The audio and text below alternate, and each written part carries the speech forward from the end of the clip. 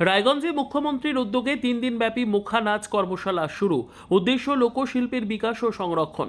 উত্তর দিনাজপুর জেলার ঐতিহ্যবাহী লোকশিল্প মুখা নাচের উন্নয়নের লক্ষ্যে আজ রায়গঞ্জে শুরু হলো 3 দিনব্যাপী এক বিশেষ কর্মশালা। করজোড়ার জেলা তথ্য ও সংস্কৃতি দফতরের কনফারেন্স হলে এই কর্মশালার সূচনা হয় মুখ্যমন্ত্রী মমতা বন্দ্যোপাধ্যায়ের উদ্যোগে। এই কর্মশালার আয়োজন করেছে লোক সংস্কৃতি ও আদিবাসী সংস্কৃতি কেন্দ্র এবং উত্তর দিনাজপুর জেলা তথ্য ও সংস্কৃতি দফতর। জেলার বিভিন্ন প্রান্ত থেকে শতাধিক লোকশিল্পী এই কর্মশালায় অংশগ্রহণ করেন।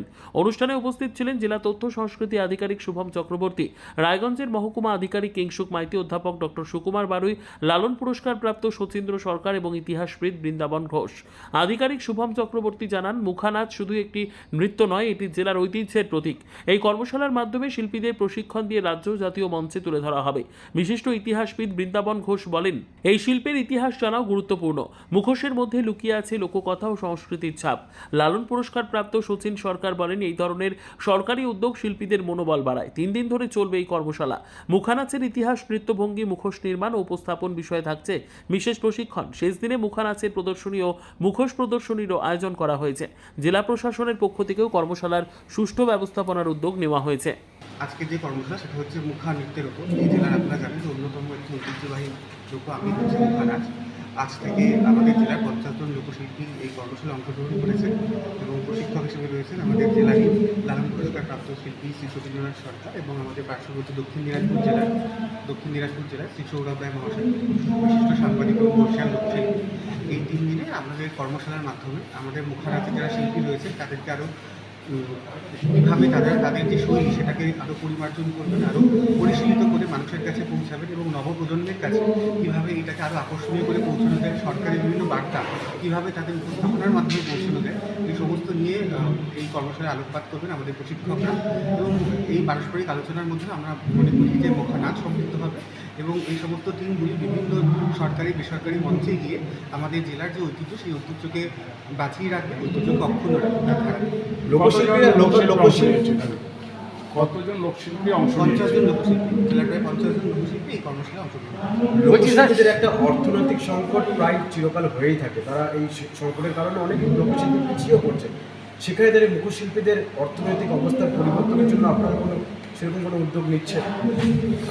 একদমই।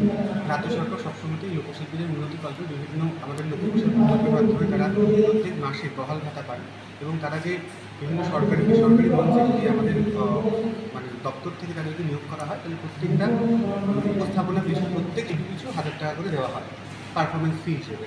তো এই সমস্ত লোকশিল্পী যত তাদের লোকঅঙ্গিকে আরও পরিচিত করবে, যত তাদের চাহিদা বাড়বে, তত আমরা তাদেরকে বিভিন্ন জায়গায় মঞ্চায়ন করবো। এর ফলে তাদের একটা অর্থনৈতিকভাবে তারাও সুদৃঢ় হবেন এবং এই যে মুখা শিল্প, এই লোকশিল্পের যে প্রচার এবং তাকে যে বাঁচিয়ে রাখা, এটাকে পুনরুজ্জীবিত হওয়া, এটাও এই 3 দিন কী হবে?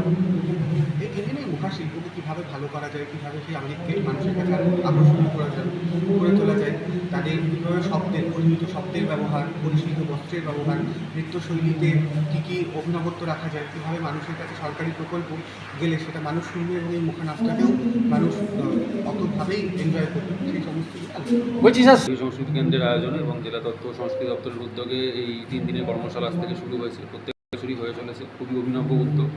এবছর মুখা নাচ নিয়ে আমাদের আলোচনা রয়েছে এবং লোক সংস্কৃতির প্রসারের উদ্দেশ্যে এই কর্মশালাগুলোর আয়োজন করা। সেই কারণে আমাদের এখানে প্রশিক্ষকরাও এসেছেন এবং যারা প্রশিক্ষণ নেবেন তারাও উপস্থিত হয়েছেন এবং আমাদের উপস্থিতি হার ভালোই। আমাদের মেন যে উদ্যোগ সেটা হচ্ছে যে আমাদের লোক সংস্কৃতি শিল্প সেগুলোকে আমাদের বাঁচিয়ে রাখা। কারণ সত্যি কথা বলতে এগুলো ভীষণভাবে এরিয়া স্পেসিফিক, কিছু সংখ্যক মানুষের মধ্যে এগুলো সীমাবদ্ধ থাকে। তো সেই কারণে এই জাতীয় কর্মশালা যত অনুষ্ঠিত হবে, এখানে মানুষজন যত অংশগ্রহণ করবেন, এই লোক সংস্কৃতিগুলির প্রসার করবেন এবং লোক সংস্কৃতির প্রসার করলে আমরা আমাদের নিজেদের ইতিহাসকে জানতে পারবো এবং এই লোক সংস্কৃতিগুলিকে বাঁচিয়ে রাখা যাবে। তো সেই উদ্যোগেই কর্মশালার আয়োজন করা হয়েছে এবং খুব ভালো উদ্যোগ। আমরা আশা করছি যেরকম উপস্থিতি আছে আগামী 2 দিন উপস্থিতি আর ভালোই থাকবে। বলছি স্যার, এই 3 দিন কর্মশালায় লোক সংস্কৃতিকে বাঁচিয়ে রাখার একটা উদ্যোগ যেটা বলছেন, তাহলে কি এই 3 দিন কর্মশালায় লোকশিল্পীকে বাঁচিয়ে রাখা যাবে নাকি এটা প্রচার দরকার বিভিন্ন গ্রামে গঞ্জে? কি বলবেন এই ব্যাপারে?